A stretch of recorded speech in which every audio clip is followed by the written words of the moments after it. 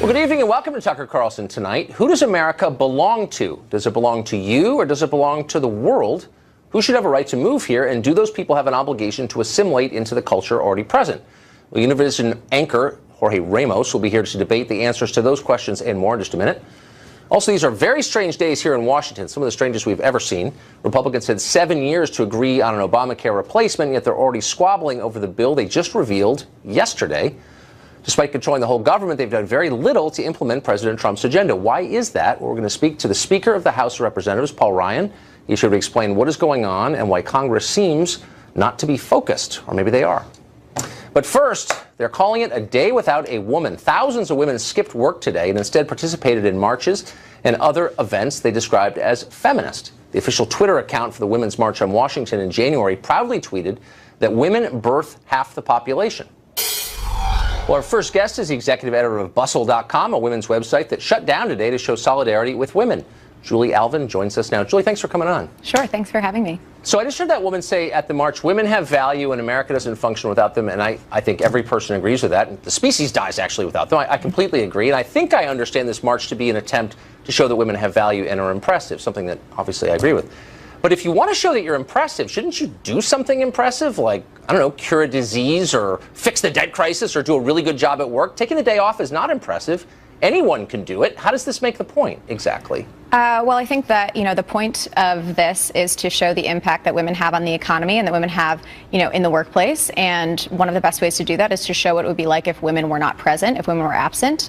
I also think that, this wasn't a day where women were sitting around twiddling their thumbs. Bustle, Right. in particular, really encouraged readers and encouraged our staff to take the day to spend time volunteering for women in marginalized communities, for women who are underprivileged, for women who are unable to strike today.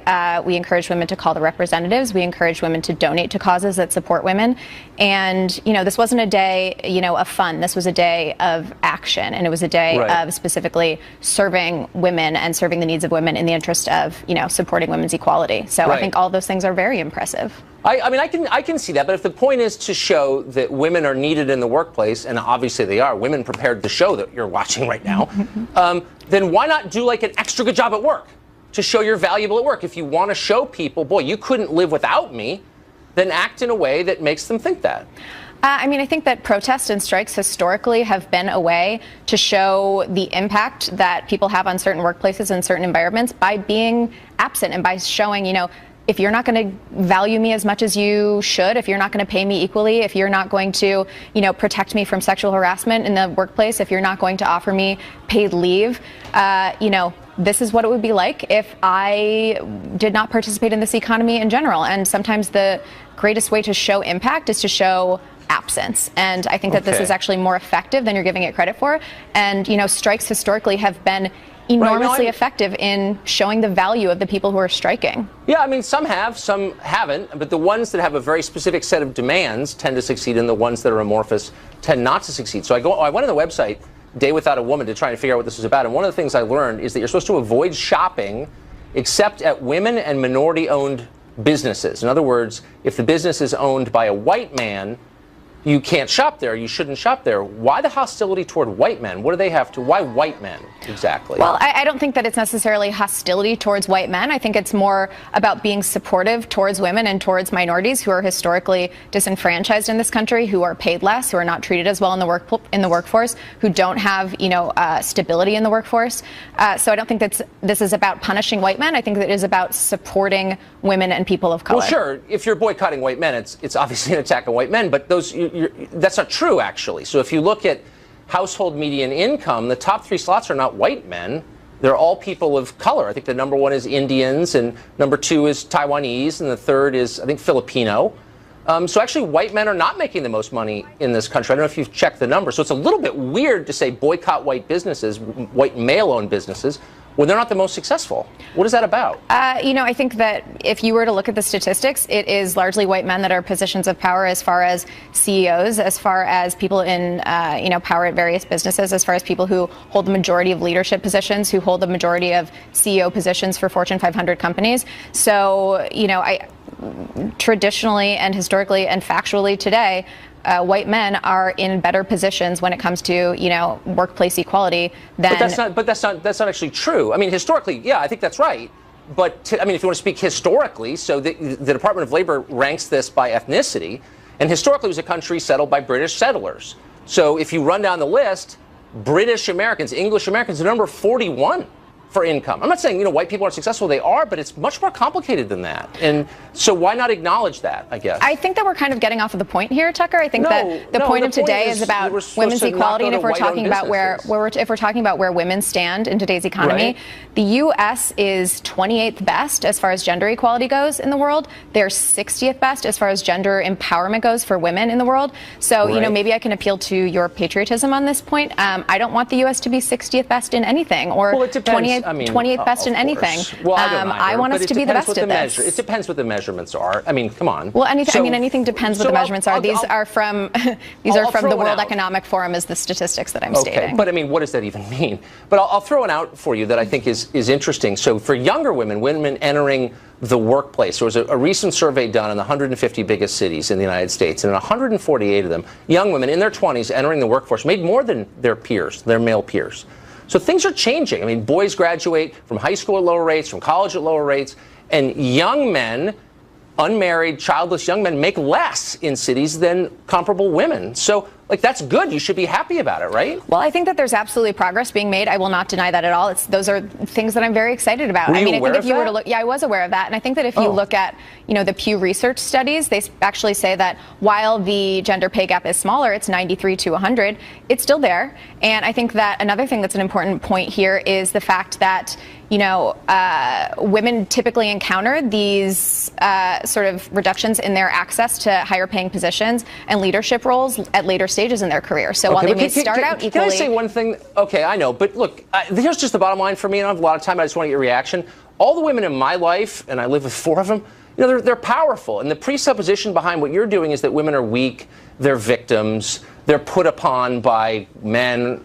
That's not the experience of the women who I know. I don't think that we are saying that we are weak. I think that we're showing our strength today, and we're showing our strength in standing up for, women's equality in general, and standing up for women who are not lucky enough to be able to strike today, and standing up for women. It's International Women's Day. There are 62 million girls worldwide who don't have access to education. We're standing up for all women, and so, I love to hear that the women in your life are strong, empowered women, and that you respect them. I think that's wonderful. But that might not be the case in all households, and that's certainly not the case in all countries. Julie, thanks a lot for coming on tonight. Thanks for having me. President Trump says he remains committed to his agenda of building a wall along the southern border and restricting immigration into this country. Just today, White House Press Secretary Sean Spicer was asked whether the president's insistence on a wall could imperil American security by getting an anti-American candidate elected in Mexico. Here's how he replied. Is a national security issue, something that, frankly, when he's discussed this with President Peña Nieto of Mexico, that there is a shared concern about drug cartels, drug trafficking, arms sales over the border. There is a shared concern for the respect of the border, because it means a lot to both sides. Whatever you think of President Trump's efforts, they may be supported by a majority of the public, a thin one, but still. For instance, a recent AP poll found that 52% of Americans believe the risks of admitting refugees outweigh the benefits, and arrivals should be restricted accordingly. Jorge Ramos is an anchor for Univision and one of the president's loudest critics on immigration. He joins us tonight from Miami. Jorge, thanks for coming on. Great to be here. Thank you. So at an event several weeks ago in February, you said this, and I wanted to ask you about it, and I'm quoting you.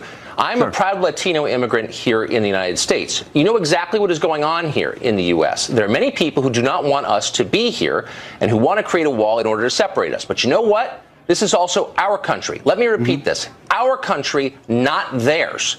It's our country. Who's the us and who's the they? Whose country is it? This is our country. It is yours, it is mine, and it is ours. The interesting thing is that with the Trump administration and many people who support Donald Trump, they think it is their country, that it is a white country, and they are absolutely wrong. This is not a white country. This is not their country. It is ours, and that's precisely what I'm saying. Look, in 2044, in 2044, this country, the white population will become a minority. It will be a minority-majority country. That's precisely what I'm saying. Latinos, Asians, African Americans, whites. It is our country, Tucker. Right. Yeah. Well, let me just point out that you are white. Obviously, you're whiter than I am. You've got blue eyes. So, I mean, I don't know exactly what you mean by white or Latino, but let me just ask you again to explain our country, not theirs. Who is they? Whose country is it not?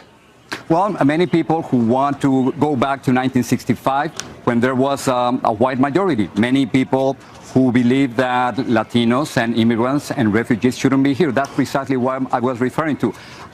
So it's not their country? Before the election, belong to those people? What are you saying? Well, it's also their country, but it's not only their country. Right, we have to understand that this is a multicultural, multiracial country, and we have to live and be tolerant. And that's exactly what I was referring to. Well, I certainly agree with that. Country. Now, I don't want to bring this to race. You did, so I'm going to follow up on that. You have posited yourself as the leader of Latinos, and I'm not exactly sure what that word means.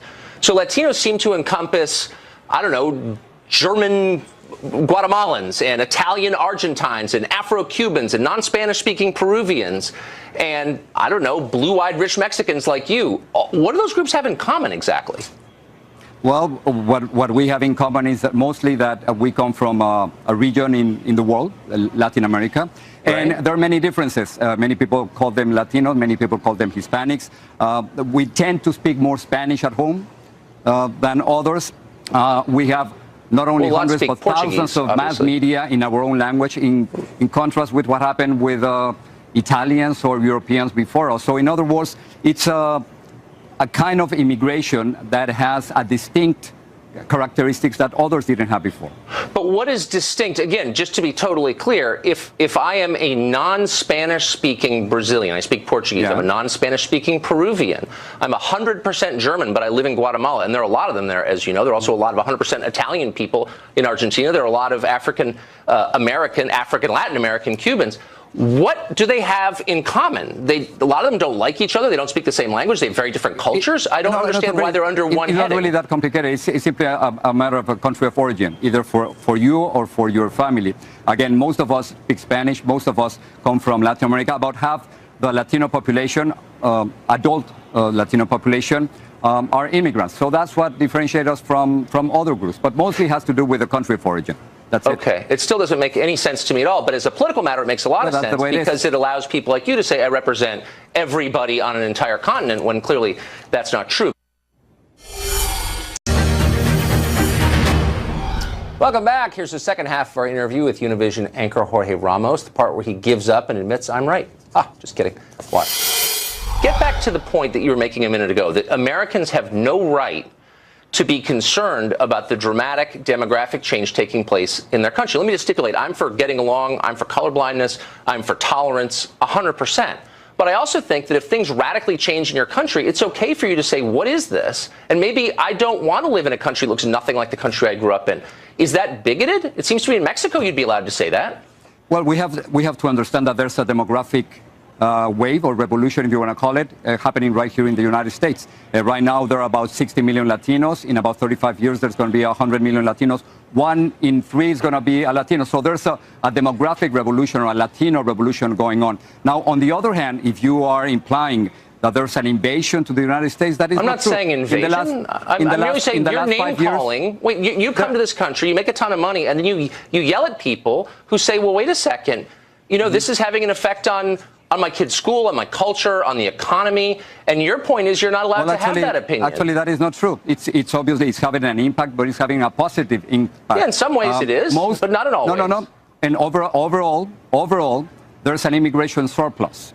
All immigrants contribute about $2 billion to the economy of the United States. In other words, immigrants contribute and put much more money into the system than what they take out in social services, according to the National Academy of Sciences. In 20 years, it's been $54 billion in input on immigration surplus. So it is a great business to have immigrants in this country. Those numbers aren't exactly right, but I think some immigrants contribute a lot. Some immigrants contribute a lot. The National Academy of Sciences, those are the numbers.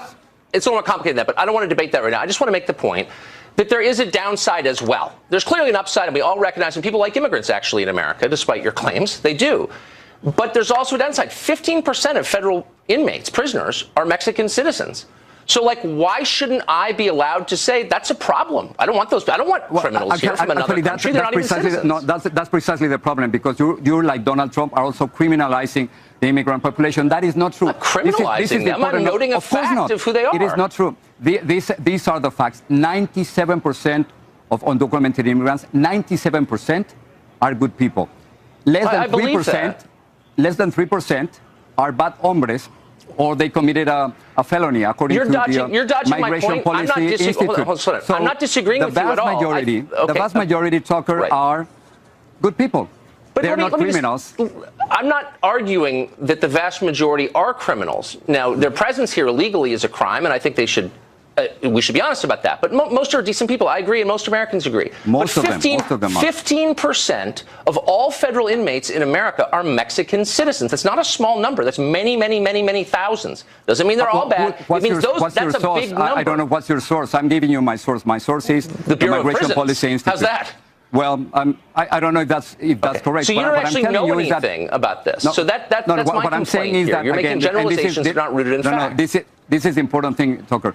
3%, less than 3% of undocumented immigrants commit felonies. In contrast, about 6% of Americans commit felonies. In other words, the more immigrants that you have, the more immigrants that you have. You made that point at the outset. So let me just ask you one last question. We're almost out of time, and you don't have command of these numbers, so it's pointless. But let me ask you this, a theoretical question. What immigration restrictions would you favor in Mexico? It's already a felony to be there illegally, but what further restrictions in the country of Mexico, the country of your birth, would you favor? Mexico is a terrible example for the protection of immigrants. Mexico treats Central American immigrants in a terrible way. So I wouldn't put Mexico as an example. I think countries should be judged by the way they treat the most vulnerable, not the most powerful. And Mexico is doing a horrible job when it comes to human rights and when it comes to treating Central Americans. On the other hand, here in the United States, I think we have the responsibility to treat immigrants in a decent, in a humane way. We are responsible partly because of that. They come here, undocumented immigrants, because there are thousands of American companies who hire them, and millions of Americans, including you and me and the audience, who benefit from their work. So I think we have the right and the responsibility to treat them much better than the way they treat them in Mexico. Let me just ask you really quickly. Will you just acknowledge the truth, and you're obviously a very rich person, and I'm around rich people a lot. Rich people in America disproportionately benefit from low-wage, low-skilled immigration in the form of household help, in the form of cheap labor. Let's be totally honest. The middle of the country doesn't benefit a lot from this. It lowers wages. They don't hire a lot of household help. And there is a lot of crime, whether you're willing to admit it or not. So why are they bigots for... No, there's not a lot of crime. Because look, you don't actually talk about. So let's just pretend that I didn't say that because it's a stupid argument. Donald Trump is the king of fake news when it comes to undocumented I've heard the talking points. But let me just get back to the economics of it. It doesn't actually help an American citizen born here making 40 grand a year to have a bunch of people willing to work for 25 grand a year move into his town. Will you concede that? No. There's a minimum impact on... No, you can laugh if you want, but that's not the truth. Because you're laughing, that doesn't mean it's the truth. Check the National Academy of Sciences. There's an immigration surplus. Overall, immigrants contribute much more to the economy than what they take away in education and social services. Those are the facts. Some people might be affected, but overall, which is what we care about, they have a positive impact. Okay. Jorge Ramos, thanks a lot for joining us. I appreciate it. Thank you. Thanks. Well, 7 years after Obamacare passed, Washington is once again at war over health care. The war isn't simply one between Democrats and Republicans, but instead between different factions of the Republican majority in the Congress. We'll talk to the Speaker of the House, Paul Ryan, in just a minute. But first, take a look at what's been happening here in Washington. This is what the American people have asked for. This is what those across this country have wanted. And we have been willing to listen, and now we will lead. Right now, where it's not what we told the voters we were going to do, and I don't think it's going to bring down the cost of insurance, which has got to be our goal. This is the conservative alternative to Obamacare. This is how we're going to reform health care in America and give choice back to people, rescue the failing individual market. We're proud of this piece of legislation. What's been introduced in the House in the last 24 hours is not the Obamacare replacement plan, not the Obamacare repeal plan we've been hoping for. This is instead a step in the wrong direction. Well, the Speaker of the House may have his work cut out for him. The American Health Care Act, his bid for replacing Obamacare, is getting blasted by some of the conservatives whose support he may need to pass it. The House Freedom Caucus says it is, quote, Obamacare light. The Heritage Foundation says the bill misses the mark. Several Republican senators say they are unimpressed. What exactly is going on? Speaker of the House Paul Ryan joins us now with an update on all this. Mr. Speaker, thanks for joining us. Yeah, you bet, Tucker. Good to be with you. So it's been 7 years to the month since Obamacare passed. And I guess the obvious question is, why in all that time couldn't Republicans formulate a plan most of them agreed on before going public with it? It looks instead like chaos. Why is that? Well, actually, I don't think it really is chaos. I heard your lead-in and heard what you said, but yeah. Here's what we did a year ago. A year ago, House Republicans said we need to take a plan to repeal and replace Obamacare to the country. We spent a year working on this plan. All House Republicans participated in this. We had these working groups where anybody who had an idea brought it to the table. Right. And then we reached consensus as conservatives, as Republicans, on what that plan looked like. We called it a better way. We put it on the internet. We all ran for Congress in 2016 on that plan. I remember. It was modeled on the Tom Price legislation. That's what this is. This is the legislative text of that plan that we ran in 2016 on what we would replace Obamacare with. Tom Price, who's now the Secretary of HHS, was the architect of it. 12 Freedom Caucus members were the co-sponsor of that bill as recently as December. So we are going through what I would call the sort of typical growing pains from being an opposition party fighting Barack Obama and Nancy Pelosi and Harry Reid to a governing party. And now we're translating that legislation, that plan, into a bill. Look, I'm really excited. Here's why I'm excited. Wait, sorry. May I just ask you just really quick? Yeah, go ahead. So you rolled it out yesterday. You said you've been working on this for a year with some, with precise terms and everything. When you rolled out, you must have known that lots of members of the Freedom Caucus and the Heritage Foundation and a bunch of Republican senators were going to start barking about it. Why not wait until everyone's on board with the version before rolling it out? Well, like I said, all these folks helped pass this. We campaigned on this last year. Right. We did talk with all of these people. What I think is happening is people are getting a little confused about what you can and cannot put in what we call a reconciliation bill. Right. So I'm getting a little technical here. No, I understand. But there's 3 phases here, and that's what a lot of outside groups and folks just don't understand, the fact that if we put everything in the bill we possibly want, we would have a filibuster. We wouldn't be able to pass in the Senate. So this bill, which is the first phase of a 3-phase plan, is what we can pass without a filibuster in a budget bill. There are things like interstate shopping on health care, association of health plans to let people bulk buy their health insurance nationwide through buying pools, medical liability reform, all those things we very much believe in, which is part of our Better Way agenda. You cannot put in a budget bill because then they can filibuster that entire bill. I understand, and tort reform and lots of other things. And I don't want to keep pressing you on this because you know as well as I. But these are members of Congress, so they know that. They know what a reconciliation bill is. Well, we're finding that some don't. So what we're having here is we're passing this first installment, which is to gut Obamacare, repeal the mandates, repeal the taxes, repeal the spending. Then we replace it with conservative Republican tax policy that has been long-standing conservative reform. Health savings accounts, tax credits go by what you want to buy in state-regulated marketplaces, not federal, and risk pools. This is something that conservatives through the Heritage Foundation, through AEI, have been pushing for years. And then the other pieces that we really believe in, Tom Price in Phase 2 deregulates the marketplace. There are 1,442 provisions in Obamacare that says the Secretary has discretion. Tom Price is going to use that discretion to unwind Obamacare.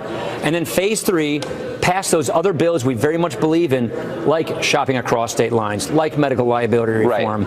Those things will pass here in the House because it only takes a majority. We're going to send it to the Senate. We're going to put pressure on the Senate to pass it, but they can't filibuster that. Okay, so here's the problem right here, Tucker. It took me like 7 sentences to explain all of that, and it's that confusion that I think is surrounding this issue. But the point here is we are keeping our promises. We're excited about this. We're taking one entitlement, we're defederalizing it, and we're capping it. The other entitlement, we're repealing it and replacing it with Republican conservative tax policy. This is nothing but a win for conservatives. Well, okay, so let's get to the tax policy. So as I understand it, and I'm just reading this, so I may have it wrong, but there's an investment tax in here, the net investment income tax. And as far as I know, it only kicks in on couples making over $250,000 a year. So it's a tax on wealthy investors, and you're eliminating it. In a health 3.8% tax. Yeah, that's exactly right. So I guess my question is, looking at the last election, was the message of that election really, we need to help investors? I mean, the Dow is over 20,000. Are they really the group that needs the help? This was a tax on capital income, which is bad for economic growth. It's basically a capital gains tax increase, effectively, to finance Obamacare. We're undoing Obamacare, so we're not going to keep Obamacare taxes in place. So all of these taxes, a $1 trillion tax cut that this bill represents, that is part of that $1 trillion tax increase that was in Obamacare to finance Obamacare. No, I know, but we're repealing. No, but we promised we would repeal the Obamacare taxes. This is one of the Obamacare taxes, so we're keeping our promise. And by the way, it's bad tax policy because it's bad for economic growth. And we're also repealing the Obamacare spending. So we're getting rid of its taxing and we're getting rid of its spending. And this is us keeping our word. You may want to keep that 3.8% tax. We're not going to keep it because it was part of Obamacare. Well, but lots of things are part of Obamacare that you just said a minute ago you're not doing anything about because you can't under only reconciliation. Because of reconciliation. You don't have to meet. That's right. But you just said that you don't have to meet every promise in this first round. That's and right. Yet, I guess it's a macro but fiscal question. Policy we can be, but tax and spending policy we can. So that's what we're doing. But also, I mean, you have. The overview here is that all the wealth basically in the last 10 years is stuck to the top end. That's one of the reasons we've had all this political turmoil, as you know. And so kind of a hard sell to say, yeah, we're going to repeal Obamacare, but we're going to send more money to the people who've already gotten the richest over the last 10 years. I mean, that's what this does, no? I'm not a leftist. It's just that's true. I'm not that concerned about it because we said we were going to repeal all the Obamacare taxes. This is one of the Obamacare taxes. The other point I'd say is this dramatically helps us toward tax reform. I know it gets a little wonky, but by getting rid of the Obamacare taxes, the next bill coming up this spring and summer is tax reform. And that means the new tax code that we're proposing, we put this in our Better Way plan too. It's a part of our blueprint. Go online and read that as well. That will not have to overcome those Obamacare taxes. Meaning, when we have a new replacement tax code to gut and replace this tax code, it won't have to also replace the Obamacare taxes. So by getting rid of all these taxes, we're lowering the revenue that is taken out of the American economy, out of families, out of businesses for the government. And we think that's really important. So tell me, the individual mandate was the thing that most people dislike the most, I think, about Obamacare. Right. And I just want to make sure I understand this. So that's gone, but there's going to be a cost for late enrollment, and it's going to be, if I'm reading this right, 30% surcharge on the annual premium. So if a plan costs, say, $5,000 a year, that means you have to pay just an extra $1,500 a year to pay the penalty. Yeah, so let me explain why that is. So why wouldn't I just wait till I get sick to buy insurance? No, and how is that going to work? That's the point. That's why we're tightening the enrollment period. We're having continuous coverage. And that's why Tom Price already put out a regulation saying we're not going to have an open enrollment period for a year. One of the reasons why Obamacare is collapsing and it's crashing and its prices are so high is because they had an open enrollment plan time for a year, which is exactly what you're saying is what is happening now. What we're trying to do is prevent that from happening so we can drop the price of health insurance. You can't just say to somebody, wait until you get sick, then buy the health care. If you do that, then the health care gets really expensive. That's what's happening now. This tightens that up so that we can drop the cost of health care. But gives people a do-over. Look, if you want to go from this plan to the next plan, by the way, in the employer market, they already have these rights. So what we're basically trying to do here, Tucker, is equalize the treatment and the fairness between people who get health care from jobs and people who don't. People who get health care from their work, they can move from plan to plan without any penalty. We want to just give people in the individual market, guys working $10, $15 an hour jobs that don't get health care at it, we want them to be able to be successful. We want them to be able to have the same kind of tax treatment everybody else gets so that they can get affordable care. This does that. So what are you going to do about emergency Medicaid, which is a huge cost for the states, billions a year are spent. It's 100% goes to illegal aliens, as you know. Journal of the American Medical Association. 99% of this money goes to illegals, mostly to bear children at public expense in U.S. hospitals. And again, it's a big problem. Why isn't that defunded in this?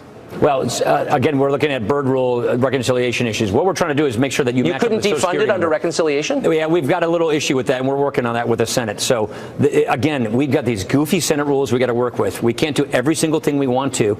We would do all of these things if we could without getting a filibuster. But we don't want to jeopardize this bill and make it subject to a filibuster, which means we can't do anything. So that's why we're trying to do this so that we conform to the Senate rules. But here's one more point I'd say. Because we're delegating, we're giving Medicaid back to the states. It's a massive amount of federalism. Then the border state governors can do that. The border state governors decide what happens with their Medicaid populations. We cap it. We stop the expansion. We grow it at a slower rate over time, which saves trillions in the out years, which is a massive amount of debt reduction. And that is what we're doing here, which is a huge, huge conservative step forward for entitlement reform as well. More with Speaker of the House Paul Ryan ahead. We've wondered why Congress is heading home so often, really often, instead of doing the work they have on the Hill. We're going to ask him that in just a second. Stay tuned. Here now, the rest of our interview with Speaker of the House, Paul Ryan. Here's the fun part. So as you know, we're 47 days into the Trump administration, and really nothing's gone through the Congress. At this point, during the Obama administration 8 years ago, they passed all kinds of stuff. I disagree with that. What are the big pieces of legislation that have moved through the Congress? So the reason, and we have a 200-day plan, and we're right on schedule with it. No, but I'm just saying, compared to Obama, I'm getting who got there. big Just hang on a pieces second. done. Okay. So the first 2 months, we have this tool called the Congressional Review Act, which is time sensitive. You can only use it for so long. And what we're using is we're going back and getting Obama-era regulations and repealing those regulations, sending that bill to the Senate. We've done about 15 here in the House. Like the coal one. Remember the one where Donald Trump did that bill signing with the coal workers? That was one of these instances where we took an Obama regulation, we said we're rescinding it. They can't filibuster that in the Senate. But we only have 60 days to use this tool. So we consume the first 2 months going after Obama regulations that are job-killing regulations because they can't filibuster that. Then we're moving to Obamacare, which is where we are right now. But how many pieces of legislation have been signed by the president into law? Well, the Senate here. So these are good questions. These are very good. Oh yeah, we got a few through. I went to one of the bill signings myself. The one with the coal workers is one of these cases. So we've got the Senate now. They have to approve Donald Trump's cabinet. Okay. They have to put 1,200 people through the Senate to populate the Trump government. And Chuck Schumer can burn up to 30 hours per person. Right, I'm aware. And so what we're doing is in between that, the Senate's working on these Congressional Review Act amendments, which are repealing Obamacare regulations. The point being, Tucker, is we are executing our plan exactly as we had planned it. We're going after Obama regulations. We're giving Donald Trump the people he needs to staff his government. And now we're on to Obamacare, repealing and replacing Obamacare. This is just phase one. Tom Price is out there working on phase two. Here's what I don't understand. Here's phase three comes after that. I don't understand this. So this is the 115th Congress. I think you've been in session for less than half of that time. So in April, we checked. The House is in session for 8 days in April. There's a lot to do. Nothing meaningful really has been. I mean, you could say I went to a bill signing about coal, but there's a lot of stuff that hasn't been done that he promised, and it hasn't made its way through Congress. Not all your fault, obviously, but 8 days is not a lot of time to be working in an entire month. Why? Actually, we're producing a lot here. I'm very excited about it. Actually, the real why is because how long it takes to pass things through the Senate. So we typically do like a 100-day plan. As you've heard, these 100 days. I sat down with Mitch McConnell, and we looked at the fact that they have to populate the Trump government with their employees, with their cabinet secretaries and assistant secretaries, and we made this a 200-day plan because we know the Democrats are doing everything to string out the clock, to delay and stall, and there are certain rules that they can use in the Senate to do that. So we have a 200-day plan. But in the House, are they the reason you're only there for 8 days in April? What is the reason for that? We want to talk to our constituents. We want to go listen to our constituents. But we have a new administration that can't get anything through the Congress. Shouldn't you put all that on a hold and just say we're going to get this done? 8 days is not a lot, right? I don't know off the top of my head if that's a correct stat or not. I think that's correct. Okay, well, I'll just take your word for it. The point is we're piling up so many things in the Senate that they're still working on getting these people approved. So let me just give you a sense of what we're planning for the first 200 days. Repealing and replacing Obamacare, the biggest entitlement reform in a generation. Okay. Overhauling the IRS tax code, rebuilding the military, doing infrastructure, repealing harmful regulations, repealing Dodd-Frank and the Choice Act, which would replace it. All of those things, we're planning on doing it just in 2017. What about how exciting this is for us? What about funding the wall? Is that, are you going to? That's part of this too. That's part of our appropriations process. Okay. All right. Thanks, Mr. Speaker. I appreciate your coming on. Great. You got a lot to do. Thank you very much. Thank you. Well, there's a lot going on politically. Protests in the streets, people getting mad, saying radical things. What's it all about? The other day in the Wall Street Journal, there was a fascinating piece written by Shelby Steele. He's a writer. He's a fellow at Stanford University's Hoover Institution, and he explains what exactly is going on. He joins us tonight. Mr. Steele, thanks a lot for coming on. Thanks for having me. So it's hard to summarize this piece tonight, and I hope that all of our viewers will read it. But basically you say the aims of liberalism have changed from freedom, which was the traditional aim of liberal movements throughout the last century, to something very different. Moral authority, you say, is the new goal of liberalism. Can you explain what you meant by that? Well, in the 60s, America, for the first time, had to face its sins, the sins of the past, the racism, the slavery, the sexism, and so forth, the militarism, and a very negative view of America came into being, and America was in need of moral authority to function as a legitimate society. Right. And this is where we evolved the liberalism that that we still have today, which gives us a cover against that shame, a way to function in America and be, in a sense, above shameful America. Thus the sort of note of superiority in today's liberalism, this sort of moral superiority. We are the good. And regular, everyday Americans are still associated with that evil past and cannot be trusted. This, I think, has a lot to do with the vitriol in regard to Donald Trump. Yes. So you say a lot of this turns on the question of white guilt, but it's not what you think it is. You say this: white guilt is not guilt over injustices suffered by others. It's the terror of being stigmatized with America's old bigotries: racism, sexism, homophobia, xenophobia. To be stigmatized with any of these is to be utterly stripped of moral authority and made into a pariah. That's what this is about. Yes. And that problem that was what was new in the 60s, is that other groups, outside groups, blacks, women, had the ability to stigmatize America as a racist or sexist society. Right. There's enormous power in stigmatization. It is the primary power that I think liberalism has exercised over the last 50, 60 years. It can stigmatize you. If you do anything, political correctness is an outgrowth of this.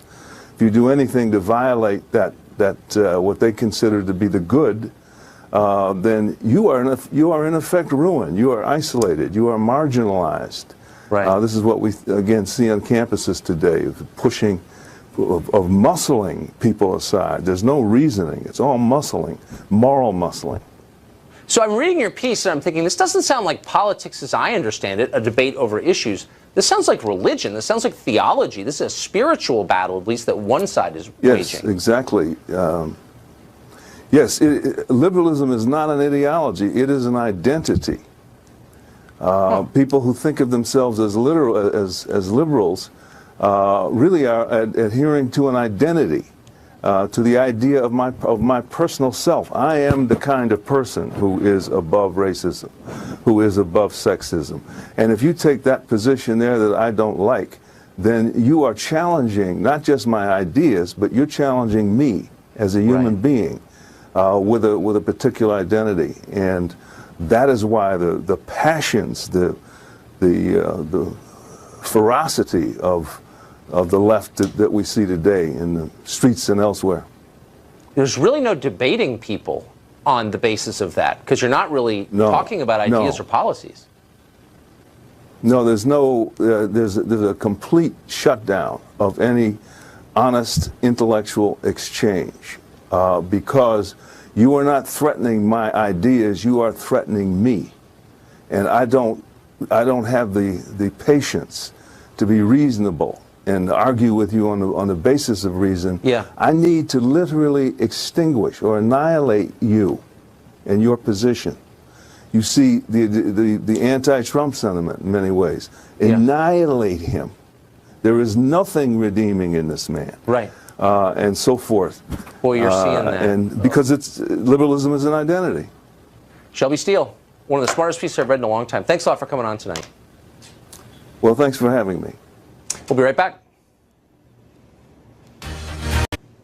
Well, for years, UC Berkeley has offered thousands of lectures online for free for anyone who wants to watch them. Apparently, it was too good to last. Two employees at Gallaudet University here in Washington, a school for the deaf, complained the videos didn't all have closed captioning, so deaf people couldn't use them. Well, the Department of Justice investigated this, of course, and decided the lectures violated the Americans with Disabilities Act, and their solution? All lectures are being deleted, so now no one can access them. Progress means hurting everyone equally, of course. That's it for us tonight. Hannity's next. Have a great night.